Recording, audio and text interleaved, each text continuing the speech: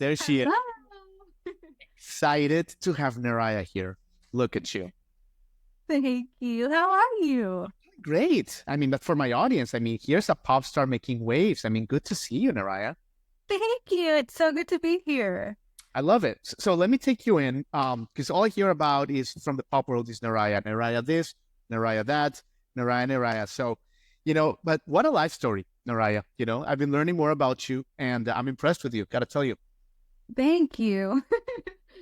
So first of all, yeah, you're in Los Angeles right now, right, NERIAH? Yes. Yes, I am.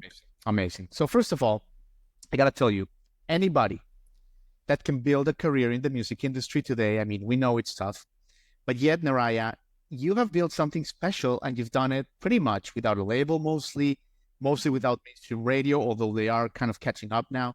You've done it through like sheer determination and hard work. Mm-hmm. Right? 100%.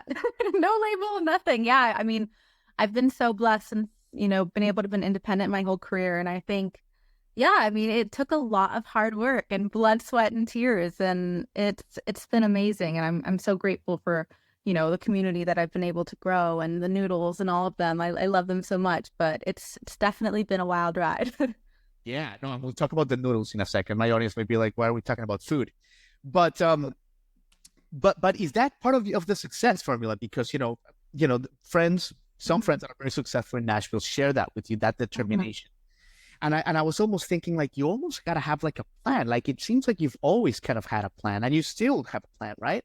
100%. I think for me, I wrote my first song when I was 5 years old, and it was right after my parents got divorced, and something clicked kind of in my head. I was so young, but I was like, music was just my therapeutic lane to get through anything. If I was sad, if I was upset, if I was happy, I was constantly writing it down. And as I grew older, I found this passion, and it's all I wanted to do.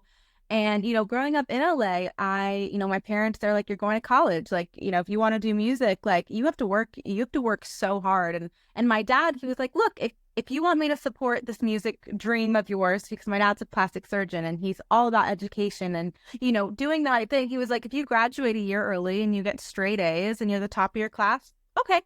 And I was like, no problem. So I did that. And at the time I was being mentored by Babyface and Philip Lawrence, and I was working on everything. And I ended up going to marketing school, at LMU. I graduated, was top of my class, got straight A's. And it really just showed me, I was like, if you want something, you have to be ready to work harder than anyone else in the room, and you'll get there. And so I think for me, when I was releasing songs, and I'm so thankful for social media, it was always it's not when, it's not what if this happens. It was, when is this going to happen? And I'm not going to stop trying until it happens. And, sometimes that takes months and months of hard work and posting 30 times a day. But I was like, you know what, this is my dream and I love this more than anything. So no one is going to be able to stop me.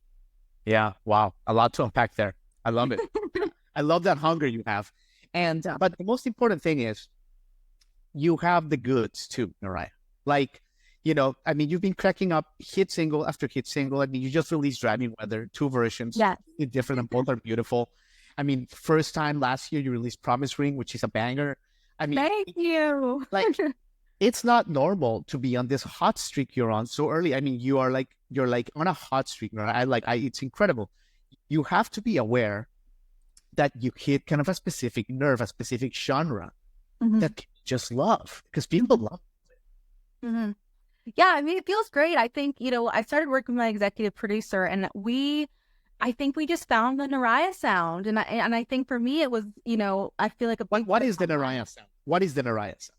I think for me, a big part of it really is about the lyrics. And I think that's something I've always learned. I want to be the person who says exactly what happened. I've been in so many sessions, and it was always, well, you don't want to be, especially as a woman in this music industry, they were like, well, you don't want to be, you want to have the power. You don't want to be sad. You don't want to look like, you have, you're upset, or that, any of this. And I was like, you know what? No, I was like, got my heart broken. I was absolutely depressed for 2 months. I was like, and I want to tell that story because I think it's so important to have a voice with that. And, going through breakups and all of these challenges, I mean, we all make mistakes, and I think we learn from them. So that was a big thing for me. And then when it comes to the sound, I feel like at this point, it's become very dreamy, very piano based, but also synthy. And this, this evolution of the music now has been a lot more upbeat songs that I never thought I would write upbeat song in my life. I'm such a ballad sad girl, and it's just been such a dream. And I'm so excited for this album that we're working on right now. I mean,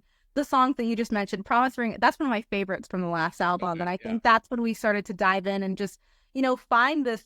It's like you can sing a sad song over fast, drums and synths and guitars, and being able to experiment and finding all this inspiration from past artists before. And we're definitely going for a very 80s synth sound now that I'm excited. And I think First Time in Driving Weather is the first, introduction of it for people to be able to hear. But I'm excited. Every album I want to be able to evolve and try new things and experiment with. So it's been so fun. But you're right, NERIAH. Like your sound is amazing, but the songwriting, because it's not normal. So like I live in Nashville, right? We're in Nashville. Nashville's like a songwriter's town, right? Of course.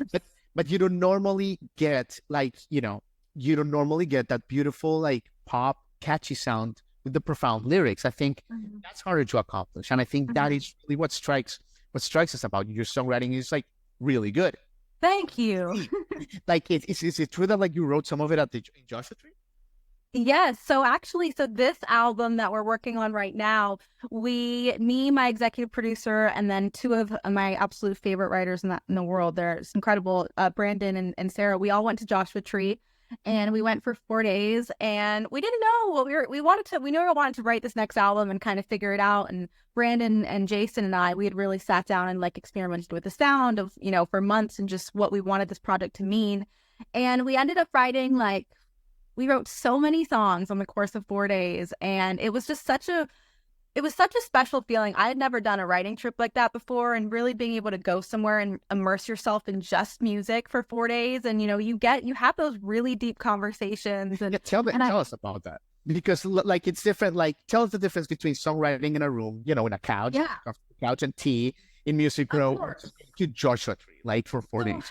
I think for the last few years, a lot of my sessions, I mean, I've worked with the same producer the whole entire time, and it's in a room. You go to a house and you're in a room and you sit on the couch, and it's kind of the same thing every day. And I think being able to go and find a new place, we looked at Airbnbs and we were like, you know what, like let's have fun. Like, let's go pick a place. Let's go to Joshua Tree. I had never been.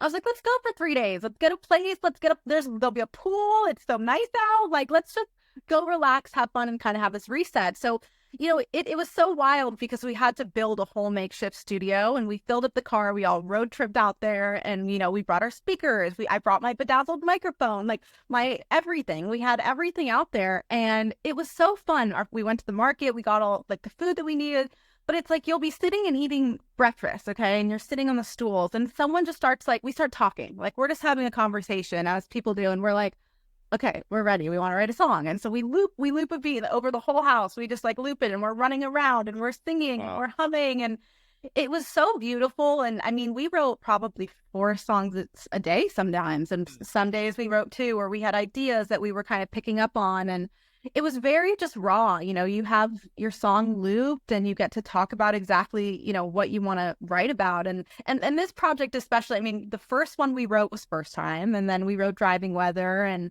a few others on the album that I'm super excited for. And I think this project has just become very nostalgic for me, because there were so many stories that I've never really written about. I mean, there's one song called More Than the Memory that I'm so excited about. There's a song called Lucky to Love You. And I really found how to write happy songs and tell that story with it still feeling like NERIAH. And so that was definitely a huge growth as an artist for me. And I just had the best time. And, looking back at it, we all had so much fun, and it was such a pleasure to be there with everyone and collaborate and just build the story in the world together. Amazing. I mean, and it just shows in the sound. It's fantastic, NERIAH. So NERIAH, let me ask you, like, because you briefly mentioned before, like the whole social media thing, and I just want to tell my audience, like, obviously you've got the goods, you put the hard work, you got the hunger, but it really was this unfinished business situation, right? Like, one of your many bangers, like seriously. Like for people that are gonna get to NERIAH, like book like 2 hours just like to get a taste. This song went viral. And listen to this: 30 million views on Instagram.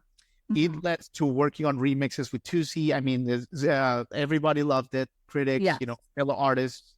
How was that experience for you? Like, and I mean, when you realize, like, holy shit, this song is actually it's going. Yeah, it's so funny. And I think the social media world with everything, and I'll answer that question first, and I'll kind of go into another thing. The first time I wrote Unfinished Business in 30 minutes. We had written it, and I knew it was such a special song because I was sitting in the studio with my producer and my one of my friends who wrote it with me. And we're sitting there, and I was looking through my calendar, and I was like, oh my gosh, like next week is my ex and I 3-year anniversary. Like, I'm gonna delete this. Like, why is this in my calendar? Like, whatever. And we had this conversation, and we and my friend Alan, we looked at each other and we were like, oh my gosh, that's the first line. We almost made it. Next week would be 3 years. It was in my calendar, but I had saved it. And so I got the demo back, and it was the first time in my life that I drove back home, didn't listen to anything else. I had it over on loop, and I was like, this feels special. And I posted it. I posted the verse, the pre-chorus, and the chorus all different times on social media.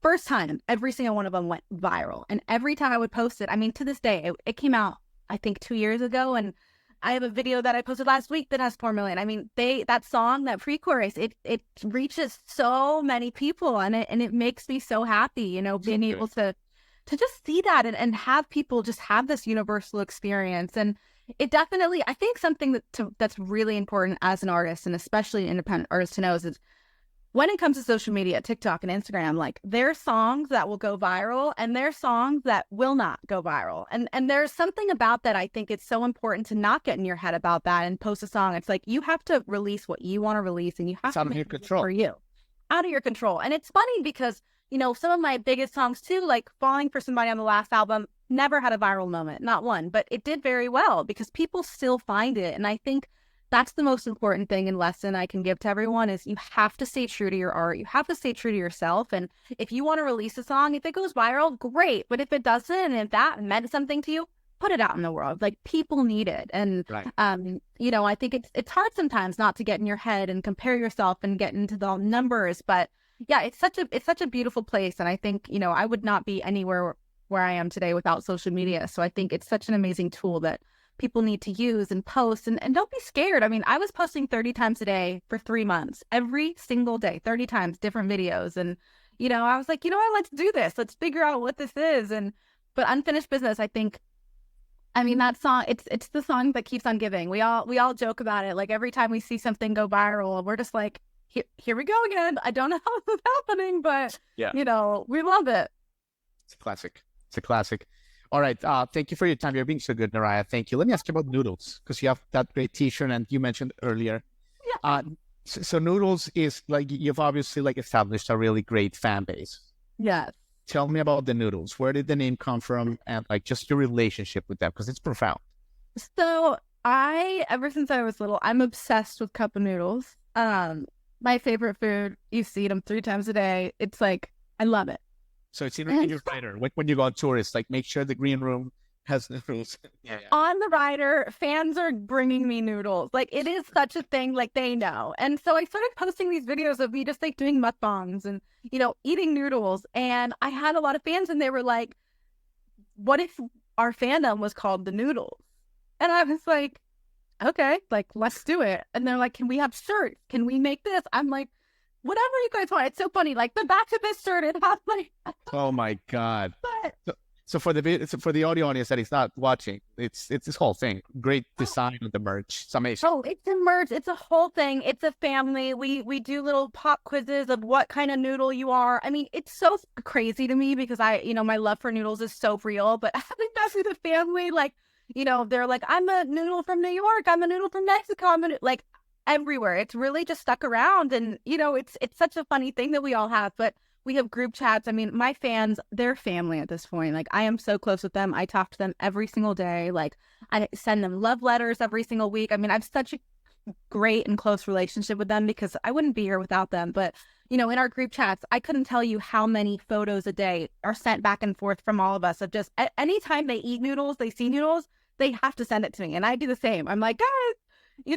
so it's really become a very playful thing. And, yeah, NERIAH's Noodles. That has become the fandom name, and I would not want it any other way. Amazing.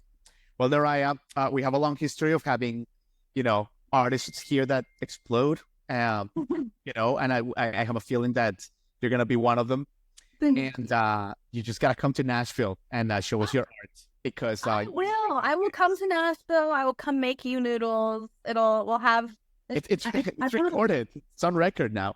Gotta make us noodles. It's in the merch stand. Please, the next time I'm there. The VIP experience. You get a merch and she'll make you noodles. NERIAH, Exactly. I mean, congratulations. You're kicking. Thank you so much for having me. Absolutely. Take care. Bye. Hi, everybody. Thanks for watching. Subscribe here for the latest from the show. Also, be sure to check out more of the best clips from J-Rock Concert Media.